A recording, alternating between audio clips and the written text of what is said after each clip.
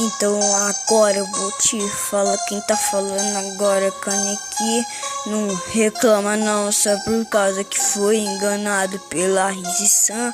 Não sou um idiota, mas sou um gol também. Não sou um humano nem o gol, eu sou os dois também.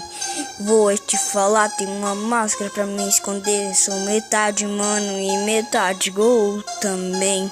Meu olho é vermelho e em volta tudo preto. Não aguento mais desse sofrimento de um gol. Fico com fome toda hora, fico assim toda hora, não consigo aguentar. Vou te falar o que é, quanto é 1000-7, vai, responde aí agora, quero ver. Jason, me responde aí, quanto é 1000-7?